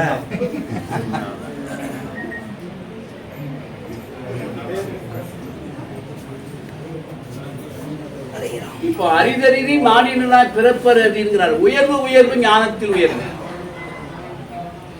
அறிவிலே மனிதர் பிறவி அரிதறிது, மானிடனாய் பிறப்பதறிது, அதனிலும் அரிது, கூன் குருடு செவிடு பேதை நீங்கி பிறப்பதறிது. இங்க வரும்போது மானத்தில் அறிது ஞானம், ஞானத்தில் அறிவது தன்மை, தன்மையில் அறிவது ஒழுக்கம், ஒழுக்கத்தில் அறிவது உண்மை, உண்மையில் அறிவது உணர்வு. இந்த உணர்ந்து உணர்ந்து நினைந்து நினைந்து தெளிந்து தெளிந்துங்கிறார். நீ எப்போ நீ இறைவனை உணர்கிறாயோ அப்போதுதான் நீ அறிவு. அப்போ இவ்வளோ படியா தாண்டணும். உண்மையாக இருக்கணும், ஒழுக்கமாக இருக்கணும், நேர்மையாக இருக்கணும், திறமையாக இருக்கணும், கட்டுப்பாடாக இருக்கணும். அதுக்கப்புறம் மேலே போகணும், தானாக வந்துடுமா. அப்படி அதுவும் 108 கிரந்தம் இருக்கு. நம்முடைய அறிவு 108 அறிவை சிந்திக்குது. மண்டையை உடைச்சு பாருங்க, அதுக்குள்ள 108 அறிவு இருக்கு. உணர்வது, தெளிவது, அறிவது, சொல்வது, கேட்பது, இதுதான் நாம சொல்லிட்டு இருக்கிறோம். அது ஒவ்வொன்றுக்கும் 14 அறிவு இருக்கான். உணர்வு என்பது தீ சுட்டால் ஒரு உணர்வு, கைப்பட்டால் ஒரு உணர்வு, உள்ளுக்குள்ள புண்ணு வந்தால் ஒரு உணர்வு. உணர்வுகளே அங்கங்கள் பிழையாக ஆக அறிவது ஒரு அறிவுங்கிறார். அப்படி ஒவ்வொன்றையும் பார்த்தீங்கன்னா ஒவ்வொன்றுலையும் 108 இருக்கான். அப்ப எத்தனை அறிவு இருக்கு? லட்சம் அறிவு இருக்கு. இதுல உயர்ந்த அறிவு எது சொல்லுங்க பார்க்கலாம்? கனவுதான். கனவுதான் உயர்ந்த அறிவு. கனவுல நினைவாகுது பாருங்க, அது அதை விட இன்னும் உயர்ந்த அறிவு. கனவு காணணும், அந்த கனவு நடக்கணும், நமக்கு ஞாபகத்தில் இருக்கணும். கனவிலேயே இறைவன் வரும்போது ஒருத்தர் கேட்டாராம். யாரு கேட்டிருக்கா? வள்ளலார் தான் கடைசி கேட்டாராம். பார்க்க முடியல என் கடவுளை, தோல்வி ஆயிட்டார். அவர் என்ன கேட்கிறார் பாருங்க, கனவிலேயாவது வரமாட்டேயா? ஒரு பேயை அனுப்புறிய, ஒரு மாய பொண்ணை அனுப்புறிய, அந்த பொண்ணு வந்து கட்டி பிடிச்சி நான் உருளுறேன், என்ன போச்சு? என்ன போச்சு? காமரோகமான விந்து வெளியாயிடுச்சு. முடிச்சு பார்த்தா யாரும் இல்லை, மாயையாகிய பெண் இல்லை, உடம்போடு இருந்த இந்திரியம் வெளியே போய். அந்த கனவுல ஒரு பெண்ணை அனுப்பிய நீ வரக்கூடாதோ? நினைவிலோ கனவிலோ கருடமாகணும். மாயை எப்படி பாருங்க, ஒரு மாயை பெண்ணை அனுப்புறான், ஒருவன் அடிக்கிற மாதிரி அனுப்புறான். தெய்வ கனவு வரணுமா? தெய்வ கனவுன்னு நினைவு வரணும். அந்த கனவு எங்கே இருக்குன்னு தெரிந்தாலே இறைவன் இருப்பார் என்பதை அறியலாமா? அறிவுக்கு அவ்வளவு லட்சணம் இருக்கு. தூங்கும்போது வேற ஒன்றும் சொல்ல வேண்டாம். தூக்கத்துக்கு ஒரு பேர் இருக்கு தெரியுமா? என்ன சொல்லுங்க பார்க்கலாம். தூக்கத்துக்கு ஒரு பேர் இருக்கு. இல்லை, நிம்மதியா தூங்குனையா. மற்றதெல்லாம் நிம்மதியா சாப்பிட்டேன்னு சொல்லுவானா? அப்புறம் பசிக்குத. அப்படி ஒரு தூக்கம் என்னை அறியாமலே நல்லா தூங்கினேன், நிம்மதியாக தூங்கி எழுந்திரிச்சிட்டேன். இந்த மாதிரி நான் வண்டி ஒரு 4 மணி நேரம் ஓட்டு வந்துடும். அப்போ நிம்மதியினுடைய பொருளே தூக்கம் தான். அப்போ நிம்மதிக்கு தூக்கம் சொன்னால் ஞானத்துக்கு என்ன செய்யணும்? நிம்மதி. நல்லா புரிஞ்சு நிம்மதியை பிரித்து பாருங்க. நிம் பிளஸ் மதி, நிம்மதி. நிம்மதியை எந்தனுக்குத்தான் முருகா. முருகனுக்கு தான் அறிவு நிறைய. உலகிலேயே இறைவனிலேயே யாருக்கு அறிவு நிறையன்னா முருகனுக்கு தான் அறிவு நிறைய. நிம்மதியை எந்தனுக்குத்தான் முருகா. அவர் மதியை உங்கள்கிட்ட கொடுத்தா அவர் என்ன பண்ணுவார் சொல்லுங்க? இந்த ஐயா சாமி ஒரு புக்கில் இருந்தாங்க, என் கைது தூத்துக்குடி, அவங்க குருநாதர். அவர் ஒரு புஸ்தகத்தில் சொல்றார், சூத்திரங்கள்ல எப்படி இருக்கும்னா சதம் ஒரு சொற்கள்ல நிதி பண்ணி அதை ஒரு கூட்டா சேர்த்து அதுக்கப்புறம் பிரித்து பார்க்கணுமா. ஒரு வகையான காகரிகளை கட் பண்ணி ஒரு கூட்டு வச்ச பிறகு மறுபடியும் கூட்டை பிரிக்க முடியுமா? முடியாது. ஆனால் கூட்டணும் பிரிக்கணுங்கிறார். முடியும். அது அறிவு ஒன்று தான். அறிவு ஒன்று தான், கூட்டிக்கிட்டே போகலாம். அறிவு ஒன்று தான், கூட்டிகிட்டே போகலாம். ஆனால் பிரிக்கவும் முடியும். அறிவை பிரிக்கவும் முடியும். எப்படி கூட்ட முடியும்? எம்ஏ, பிஏ, பிஎஸ்சி, எம்எஸ்சி, விஞ்ஞானி, அறிவாளி போயிட்டே இருக்கலாம். எவ்வளவோ டிகிரிகள் படிச்சுட்டே அறிவை வளர்த்துக்கிட்டே போகலாம். அதுக்கப்புறம் அவன் சிலபஸ் வச்சு எந்த துறைக்கு போறானோ அந்த துறையை எடுத்து அவன் விஞ்ஞானியா மாறலாம், நுகர்நுட்பறிவாயிடுவான். அப்போ அறிவை வளர்க்கவும் முடியும், அறிவை பதம் பார்த்து பிரிக்கவும் முடியும். அறிவுக்கு மட்டும் அந்த லட்சணம் 2 இருக்கு, வேற எதுக்கு அது கிடையாது. அதுதான் சாமி எழுதுவார், நீ அறிவை நல்லா வளரு, ஆனா அறிவை பிரி. படைச்சொற்களாக ஒவ்வொரு விஷயங்களையும் பிரிச்சு பார்க்கணும். அப்போ நமக்கு எத்தனை அறிவு இருக்குன்னா 108 அறிவு இருக்கு. 108 அறிவுகளை ஒவ்வொரு அறிவுக்கும் 108 இருக்கு. அதனால நீங்க மண்டையில பார்த்தா தெரியும், நிறைய இந்த மூளையில நரம்புகள் பின்னி பின்னி இருக்கும். அந்த அறிவுகள் தான் அஷ்டோத்திர அறிவுன்னு பேரு. இறைவன் படைப்பை எப்படி யாருக்குமே இல்லை, மானிடன் ஒருவனுக்கு மட்டும்தான் இருக்கு.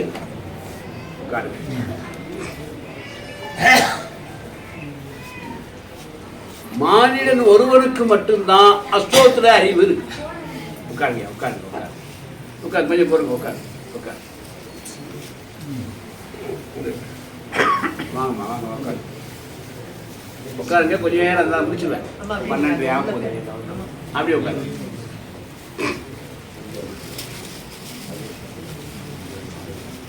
ஏன்னா மனுஷனுக்கு என்ன ஒரு சிலபஸ் சொல்லி முடிச்சிடறேன். இவ்வளவு நேரம் பேசுனது அறிவு பற்றியே பேசணும். இறைவன் படைத்தல ஓரறிவு பிராணி, 2 அறிவு பிராணி, 3 அறிவு பிராணி, 4 அறிவு பிராணி, 5 அறிவு பிராணி, 6வது அறிவு. 6வது அறிவு மனிதன். என்ன கேட்கிறான்? யாரை பார்த்தாலும் என்ன கேட்பான்? ஒரு சின்ன விஷயத்துல கூட என்ன கேட்கிறான்? உனக்கு கொஞ்சமாவது அறிவு இருக்கா?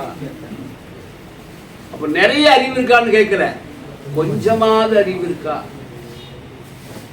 பகுத்தறிவு என்பது மனிதனுக்கு ஒண்ணுதான். பகுத்தறிவை கொடுத்து அந்த பகுத்தறிவு கொஞ்சமாவது இருக்கணும்.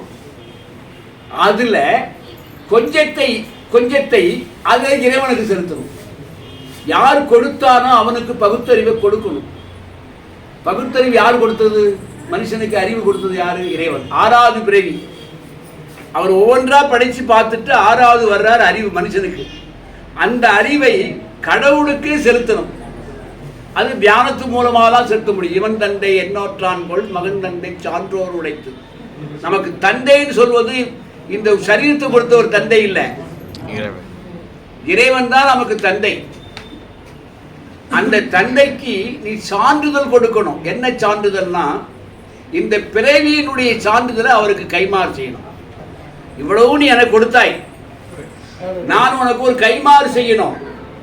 அது என்ன? எனக்கு படைத்த அந்த 6வது அறிவை உன்னுடையத்திலேயே செலுத்தணும். நீ என்னை தோன்றணும், நான் உனக்கு சரணாகதி அடையணும். இதுதான் சரணாகதி. ஆதிசங்கர் சொல்ற சரணாகதி இதுதான். எப்படி சரணாகதி? எல்லாம் போயிடுச்சு, தனிமையா உட்கார்ந்து எல்லாவற்றையும் இழந்து விட்டால் அவன் எப்படி இருப்பானோ அதுபோல நிர்வீகர்மமாக இருக்கணும். எல்லாம் போயிடுச்சு, எங்கேயோ ஒரு சாவியை தொலைச்சிட்ட ஐயா, என்ன பண்ணுவிய? அப்படி வேற சாவி போட்டுருவான் சீக்கிரமா. சாவியே போடாததுல இருக்கிறிய, அங்க என்ன செய்விய? நடு வயல் 3 மைலுக்கு அப்பால உங்க வயல் இருக்கு, அந்த வயலுக்குள்ள ஒரு பம்பு செட்டு, அந்த பம்பு செட்டு சாவி தொலைச்சு போச்சு, இப்ப திறக்கணும், என்ன செய்யலாம்? ஒரு கல் எடுத்து உடைப்பிய? அது இல்லை. கொஞ்சம் தெளிவா உட்கார்ந்து கொஞ்சம் யோசிக்கணும். வீட்டை விட்டு புறப்பட்டேன், வண்டி எடுத்தேன், சாவியை வெளியில் வச்சேன், பையை மாட்டினேன், வந்துக்கிட்டே இருந்தேன், ஒரு கடையில் டீ குடித்தேன், அங்கே கீழே வச்சலாம் இல்லை. அப்படியே யோசனை பண்ணிகிட்டே வந்தால் கடைசியில் அறிவு சொல்லும், எங்கேயும் வைக்கல, ஒரு சட்டை பைக்குள்ள தான் வச்சேன். கடைசியில் பார்த்தா அது வெளிப்பையில் இல்லை, உள்பையில் இருக்கு.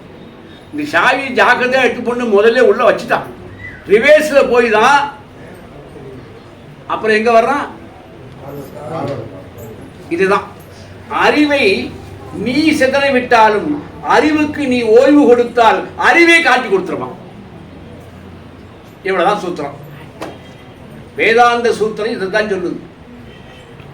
அறிவு இழந்தவன் எப்படி தன்னை பின்பற்றுகிறானோ அது மாதிரி நீங்கள் அறிவை முன்னோக்கி செல்லணும். நிறைய தியானம் பண்ணுங்க.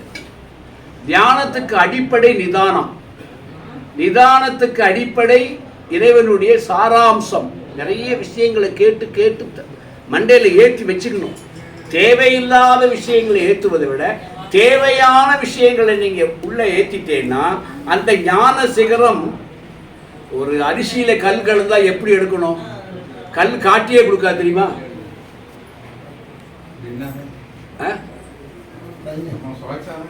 கல் சுவைத்தாதான் கல் காட்டி கொடுக்கும். ஆனா கல்லை எடுக்கிறதுக்கு என்ன வழி? நிறைய தண்ணியை ஊற்றி நல்லா கழுவி அப்புறம் கடைசியில் ஒரு வேலை செய்வாங்க, அலசி அப்படி கையில நாவி அந்த கல் தானாவே கீழே விடும்.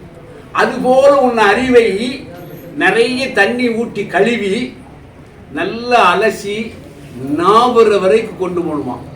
கையாலே நாவி பாத்திரமும் அசையணும், கையும் அசையணும், கல் கீழ் நோக்கி சொல்லும். வேதாந்தம் சொல்லுது. புரியுதா? வெறும் சட்டியில நாவனா வராது, சட்டியில் லேசா ஆட்டணும். அது வேகமாகவும் ஆட்டிடக்கூடாது, நிதானமாக ஆட்டணும். கையை வேகமாக ஆட்டிடக்கூடாது, நிதானமாக ஆட்டணும். ரெண்டுக்கும் பக்குவ நிலையோடு சொல்றார். அவைகள் அசையும் வண்ணமே ஞானத்தை நீ அடைவாங்கிறார். நீயும் அசையணும், இறைவனும் அசையணும். இருந்து பார்த்தால் இறைவன் எங்கு மறைஞ்சிருக்கிறானோ அவன் தானாக தோன்றி விடுவான். அதனாலதான் மாணிக்கவாசகர் சொன்னார், கல்லாய் மனிதராய். மனிதராய் கல்லான்னு சொல்லவே இல்லை. இப்ப சொன்ன விஷயம், இவ்வளவு நேரம் சொன்ன விஷயம் இப்ப சொல்ல போறேன். மனிதராய் கல்லான்னு சொல்லல, கல்லாய் மனிதர், தேவராய், அப்புறம் பேயாய், கணங்களாய். இதெல்லாம் பதத்தை, இந்த பதத்தை பிரிச்சு பிரிச்சு பாருங்க. பேய் சொல்லிதான் கணங்கள் சொல்றார், கல்லை சொல்லிதான் மனிதரை சொல்றார். அதுபோல எப்படி இந்த அரிசியில் இருக்கிற கல் நாவினால் இறைவனாகி கருணை அந்த கல்லு கீழே போய் நிற்குமோ அது மாதிரி பேய் என்ன எது? இப்ப உலகத்தில் இருக்கிற பேயை சொல்லல, அவர் சொன்ன பேய் எது சொல்லுங்க பார்க்கலாம். எங்க ஆசிரியருக்கு மட்டும்தான் தெரியும், வேற யாருக்கும் தெரியாது. மாயே கூட கிடையாது. அதுவும் இல்லை. அதுவும் ஒரு நாள் கை காலில் உடஞ்சிட்டு அடைக்கிடுவான். நேற்று 2 பேரும் சண்டை போட்டாங்க, முட்டு பண்ணிட்டாங்க. இவர் நான் மிலிட்டரிக்கு போய் கால் போச்சுன்னாரு, அவரு ஒழுது கால் போச்சுன்னாரு. போன வச்ச ஆள் யாருன்னு அவங்களுக்கு தெரியல. ஆசை என்னும் பேய், ஆசை என்னும் பேய் மனப்பேய். அதனால ஆசை அறிமீன், அறிமீன் ஈசனோடாகிலும் ஆசை அறிமீன். கடவுளை அடையணும்னு எவன் ஆசைப்படுறானோ அவனை மாதிரி முட்டாளி வேற யாருமே இல்லையா? இப்ப சொல்லுங்க, ஆசை அறிமின், அறிமின் ஈசனோடாகிலும் ஆசை அறிமின். எத்தனை அறிமின் வருது? ஆசை அறிமின், அறிமின் ஈசனோடாகிலும் ஆசை அறிமின். 3 அறிமின் வருது. அறிமின் என்ற ஒரு சொல் 3 சொல். அப்போ பாத்திரத்தை ஒரு சரியான பாத்திரம் ஒன்று எடுத்துக்கணும். அசைக்கும் தன்மை ஒன்று, ஆடும் தன்மை ஒன்று. இந்த 3 ஒன்றா சேர்ந்தால்தான் இறைவனுடைய நிலையை அடைய முடியும். இப்போ சொல்லி முடிக்கிறேன். அறிவும் ஒடுங்கணும், சுவாசமும் ஒடுங்கணும், மனசும் நிற்கணும். இவன் பாடியை டெஸ்ட் பண்ணும்போது மண்டையில் வேலை செய்யக்கூடாது, நிசப்தகரணமாக இருக்கணும். இங்கே துடிக்கிற மாதிரி துடிக்கக்கூடாது, டக்கு டக்குன்னு அடிக்கக்கூடாது, மிஷின் ஓடக்கூடாது. இங்கேயும் உள்ள ஒரு ஆள் போய்கிட்டு வந்துட்டு கூடாது. இந்த 3 கருணம் எப்போ நிற்குதோ அப்போது இறைவனை நீ அடைவாயாக. இப்போ புரிஞ்சு போச்சா? பாத்திரம் சரியா இருக்கணும், கையை அசைக்க தெரியணும், நாவ தெரியணும், பொருள் கீழே தானாக வந்துடும். இப்போ இந்த 3 பொருள் எது? நீ தியானத்தில் உட்காரும்போது மூளை எங்கேயே போகுது, அது 3 போகக்கூடாது. சுவாசமும் மூக்குக்குள்ளே போயிட்டு வரக்கூடாது, இருதயமும் துடிக்கக்கூடாது. அப்படி ஒருத்தர் தியானம் பண்ணுவானாகில் அவருடைய மூக்கில் கை வச்சா சுவாசம் போகக்கூடாது, இருதயத்தில் கை வச்சா துடிக்கக்கூடாது, மண்டையில் அறிவுகள் எங்கே இருக்கக்கூடாது, நிசப்தமாக இருப்பான். திருமூலர் சொல்றார், தூங்காமல் தூங்குவது எக்காலம். இந்த 108ல் இந்த 3 தான் இதுக்கு சாவிகோல், திறவுகோல். இந்த 3 தான் மனம், புத்தி, மனம், புத்தி, அகங்காரம். மனம் என்பது துடிப்பது, இதுக்கு பேர் புத்தி, இதுதான் அகங்காரம். அகங்காரம் என்பது தனக்கு தெரியாமல் செய்கின்ற ஒரு கருவி. நீ எங்க இருப்ப, அது எங்கே போகுது. அதான் மனம், புத்தி, அகங்காரம். அது மனம், புத்தி, விவேகம், எப்படி வேணா வச்சுக்கலாம். அறிவுக்கு நிறைய பெயர் இருக்கு. அப்படி இந்த 3 எப்போ ஒடுங்குதோ அப்போதுதான் இறைவனை பார்க்க முடியும். இந்த 3 ஒடுங்குவதற்கு 2 விஷயத்துக்கு சொல்லிக் கொடுக்க ஆள் இருக்கு. அறிவு ஒடுங்குவதற்கு சொல்லிக் கொடுக்க இந்தியாவிலேயே உலகத்திலே ஆள் இல்லை. புரியுதா? சுவாசத்துக்கு நிறைய பாடல் சொல்லிக்கிறாங்க. திருமூலர் எடுத்துக்கலாம், அவர் எடுத்துக்கலாம், இவர் எடுத்துக்கலாம், எல்லாரும் எடுத்துக்கலாம். மனத்துக்கும் சொல்லிட்டார். மனசுக்கு நிறைய பொருள் இருக்கு, நிறைய நூல்கள் இருக்கு, நிறைய சாஸ்திரம் இருக்கு. அறிவு ஒடுங்குவதற்கு சாஸ்திரம் இல்லை. அது யாரால் ஒருவரால் மட்டும்தான் உணர்த்த முடியும். அறிவை உணர்த்தி வருவது தான். ஏன்னா கொஞ்சமாவது அறிவு இருக்கா, கொஞ்சமாவது உணர்வு இருக்கா, கொஞ்சமாவது புத்தி இருக்கா, 3 சொல்றான். உனக்கு சுய புத்தி இல்லை, இது அடுத்தவன் புத்தி வாங்கக்கூடாமா? சுய புத்தி இல்லை. எவ்வளோ கேள்வி பாருங்க, கேள்வியே பதில் இருக்கு. உனக்குன்னு ஒரு சுய புத்தி இல்லையா? உனக்குன்னு சொந்த அறிவு இல்லையா? அப்ப இதெல்லாம் நமக்கு சொந்தம். இது தம்மை 2 விஷயத்துல நீங்க பாஸ் ஆகிட்டா 3வது விஷயத்தை அதுவே காட்டி கொடுத்துரும். இவ்வளவுதான் தேவரகசி, வேற ஒன்றும் இல்லை. இந்த 2 விஷயத்துக்கும் நீங்க பாஸ் ஆகிட்டேன்னா ஹார்ட்டை நிப்பாட்ட கற்றுக்கணும், சுவாசம் போகாம கற்றுக்கிட்டா அறிவு தானா நின்றோம். இவ்வளவுதான். இதுக்கு சுவிட்ச் இங்கே தான் இருக்கு. அப்ப 2க்கும் குரு இருக்கணும். இதயத்தையும் சாணவாரியாக படிக்கணும். இருதயம் என்ன பண்ணுது, அதுக்கு தான் சொன்னா இதை சாட்சிங்கிறான். மனசை சாட்சிங்கிறான், மனசாட்சி. மனசை வேற ஒன்று மனசாட்சியை சொல்ற, உன் இதயத்தை தொட்டு சொல்ற, இங்க தொட சொல்றான், மனசாட்சியா சொல்லுங்கிறான். சுவாசத்துக்கு எதுவுமே சொல்ல மாட்டான். சுவாசம் சொல்லி இல்லாதது, ஏன்னா அது வடிவம் இல்லை, அதுக்கு கர்ணம் இல்லை. உன் மூக்கை தொட்டு சொல்றான்னு சொல்றான், உன் மூக்கில் போறதுக்கு புத்தி இருக்கான்னு கேட்கிறான். அதுக்கு ஒண்ணுமே கிடையாதான். அதான் நிஷ்காமி இறைவன். இறைவனுக்கு உருவமே இல்லாம சிவலிங்கமாக இருக்கிறாரே, அதுல கண்ணு இல்லை, மூக்கு இல்லை, வாய் இல்லை, ஒரு கல்லு. அதுதான் நிஷ்காமியை பிரஜைங்கிறார். இதை யாருமே சொல்லி காட்டுவதில்லை. இது எந்த கெட்ட பேரும் வாங்காது, எந்த நல்ல பேரும் வாங்காது. போற அன்னைக்கு சொல்லுவான், போன் தொலைஞ்சாயா, அப்ப கூட அந்த பாடியை தான் சொல்லுவான், சுவாசத்தை சொல்ல மாட்டான். இது பிராணாசுத்தி ஸ்வகா. இது தெரியாத ஒரு விஷயம், புரியாத விஷயம், அறியாத விஷயம், யாருக்கும் தெரியாத மெய்ப்பொருளாகாத விஷயம். இது அறிவு அப்படி இல்லை. உனக்குள்ள இருந்து நீ எங்க இருக்கேன்னு தெரியாத. இப்ப எல்லாரும் உட்கார்ந்து இருக்கிறோம், இவ்வளவு பேர் அறிவு எங்க இருக்கு? சாமியெல்லாம் மணி 12 ஆச்சு, அவர் ஆசை அடிப்பு 2 இழப்பு வச்சிருந்தா ஒரு 500 ரூபாய் கிடைச்சிருப்போம். இப்ப எல்லாருடைய அறிவு இப்ப எங்க இருந்தது?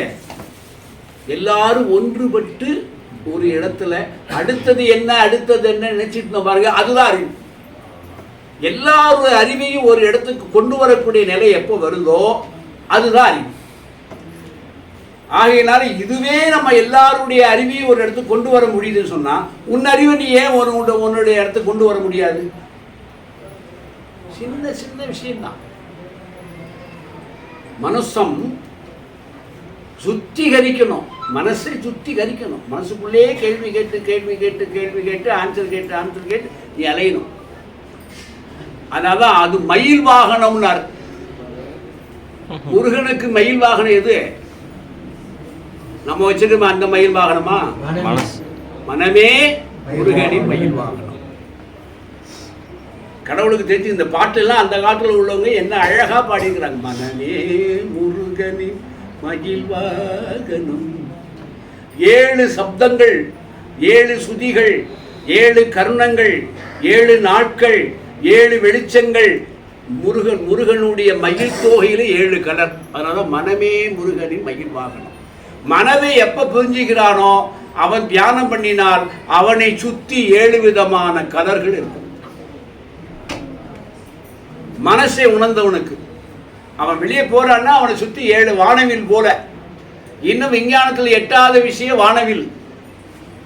வானவிலுக்கு எப்படி அந்த 7 கலர் வருதுன்னு இன்னும் விஞ்ஞானம் கண்டுபிடிக்கல. அது தானாக வானவில் வருதுன்னா அதுல 7 கலர்கள் இருக்கும்.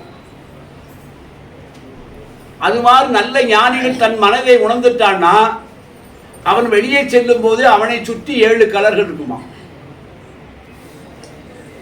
அது சித்தர்கள் முனிவர்கள் ஞானிகள் இல்லை, தேவர்களுக்கு இருந்திருக்கு. ஆனால தேவாதி தேவனேங்கிறார். தேவர்களுக்கு பெயர் என்னன்னா தேவாதி தேவர்கள். அவர்கள் ஏதோ ஒரு காலத்துல உள்ளே இருப்பாங்க.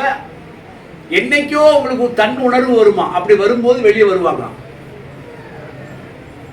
இப்பவும் இருக்காங்க. நல்லார் ஒருவர் உளரில் அவர் புரட்டும் பெய்யுமழை எல்லோருக்குங்கிறான். ஒருத்தன் ஏதாவது இன்னைக்கு ஒரு 10 நாள் ஒருத்தன் கேள்வி கேட்டான், என்ன சமயம் வடநாட்டிலேயே மழை பெய்யுது, தென்னாட்டில் வெயில், இதெல்லாம் பாதியான்னா அதான் உனக்கு தெரிஞ்சல. அப்படி அப்படி இல்லை. அங்கு இமய மலைக்குள்ள பல்லாயிரம் ஆண்டுகள் வாழக்கூடிய ஞானிகள் இப்பவும் இருக்காங்க. நான் 1959 நடபயணமாக இமயமலை செல்லும் போது என் கூட சாமி மாதிரி ஒருத்தர் தமாசா பேசிட்டு வருவார். அவனை கூப்பிட்டு போயிருந்தேன். செட்டியார் வீட்டு பையன். இப்பவுமே எனக்கு 2 செட்டியார் இருக்காங்க. எதுக்கு சொல்றேன்னா அவன் எப்ப பேசினாலும் எனக்கு முடக்கே பேசுவான். அவனை குடிச்சு அங்க என்ன நடந்து பாருங்க. பசிக்குன்னா நாங்க கொண்டு போன பொட்டுக்கடலை பண்ணு அப்பெல்லாம் உங்களுக்கு தெரியும், கடலை மிட்டாய் இதெல்லாம் கிலோ கணக்கில் கொண்டு போனோம். எல்லாம் ஒன்று ஒன்றா எல்லாம் எதுலேயுமே தண்ணி இல்லை, நயத்து போச்சு. நல்லா பசிக்குன்னா இங்கே என்னடா பசி, இது இவ்வளோ கஷ்டப்படுறது. அப்பர் சாமி எப்படி போயிருப்பாங்க, காரைக்கால இந்த கதையெல்லாம் சொல்லாது பசிக்கடா அப்படின்லாம். அவன் இப்படி கேட்டா இல்லை, இன்னைக்கு கேட்ட மாதிரி இருக்கு, இன்னைக்கு கேட்ட மாதிரி இருக்கு. என்னுடைய சரித்திரத்தில் அது 1959 நடந்த விஷயம் இன்னைக்கு கேட்ட மாதிரி இருக்கு. இந்த கதையெல்லாம் உன்னை கேட்டா இங்க வந்து கதை சொல்றேன். வயிறு பற்றிக்கிட்டாங்க வழி சொல்றான்னா 2 பேரும் உட்காந்து நாங்கள் பெரிய ஞானியெல்லாம் இல்லை, நாங்கள் பெரிய அப்பெல்லாம் நான் பெரிய ஆளாக ஆகலை. சும்மா கொஞ்ச நேரம் கண்ணு நடிக்கிற சோதனை, கையெல்லாம் பொத்து போச்சு, கால் உதரெல்லாம் எனக்கு வெடிச்சிருச்சு. அப்போ மலையை நீக்கிட்டு 2 பேர் வர்றாங்க. ஒரே ஆள் மலையை 2 கையால் நீக்கிட்டு வர்றாரு.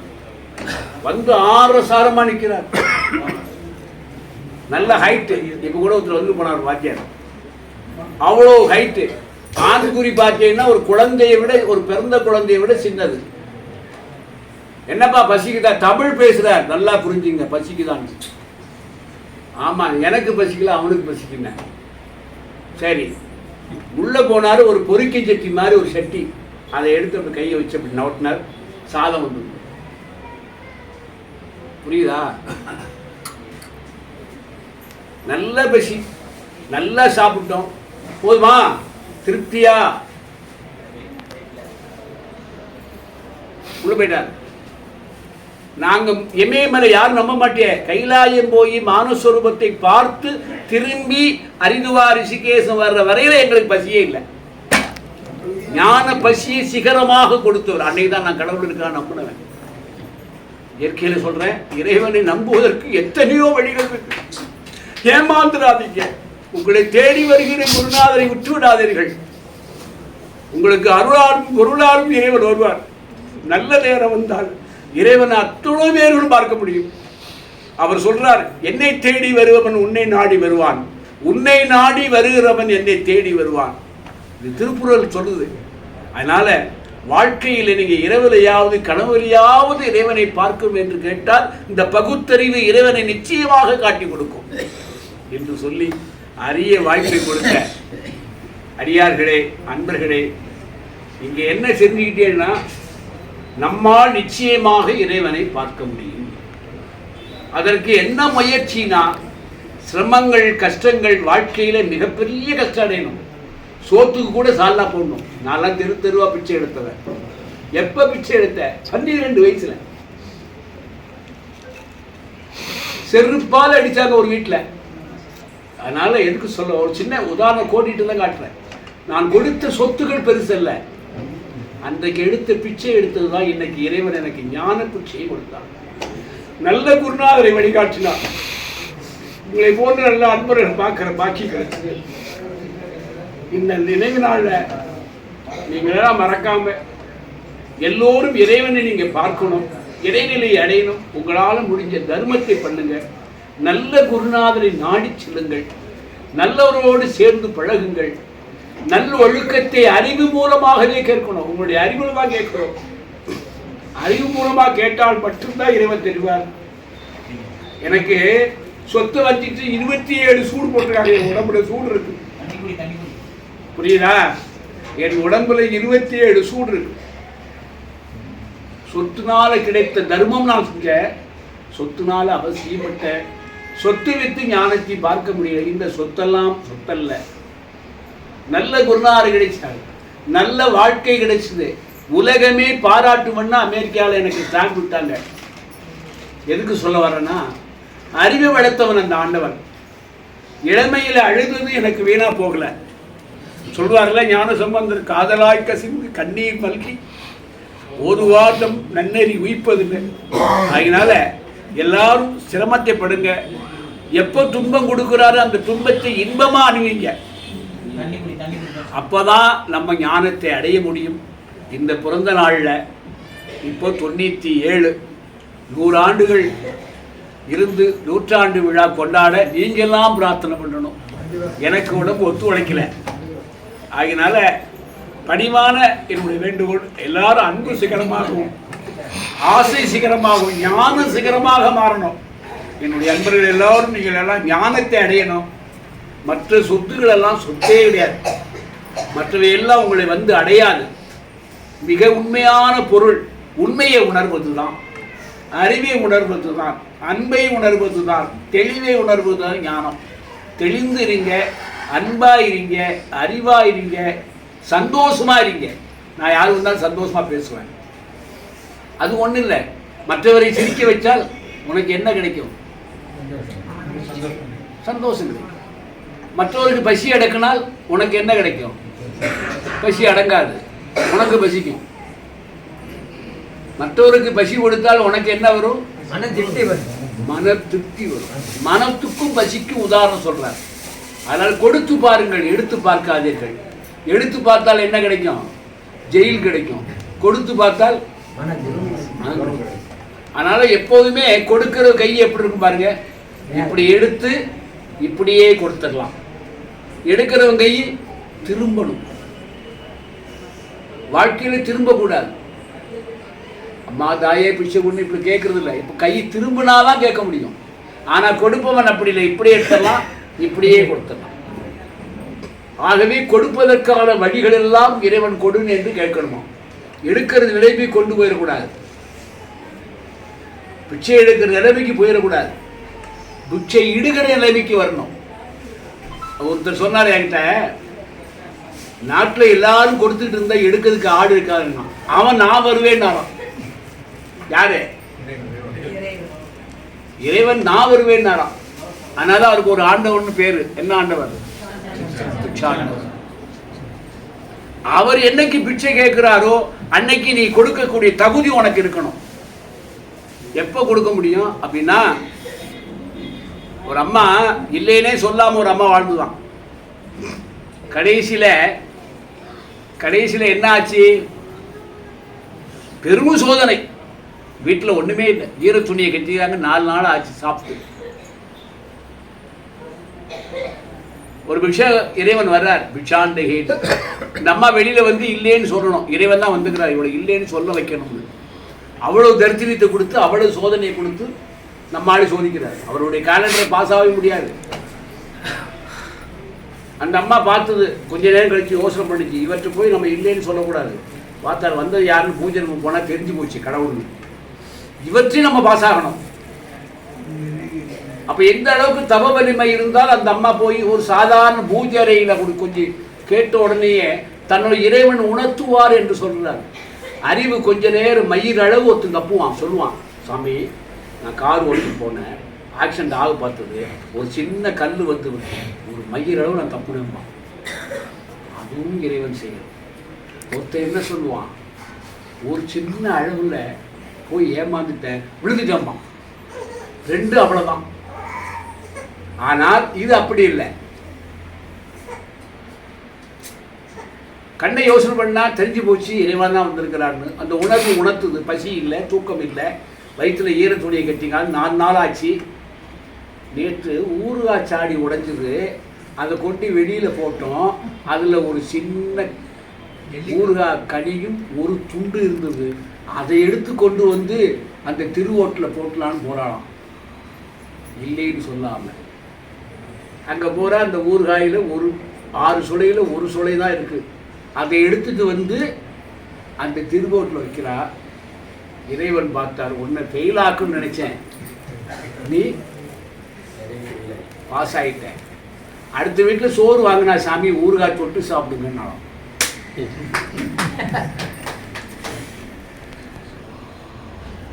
இவனும் இறைவனை எப்படி சொல்றாரு பாருங்க.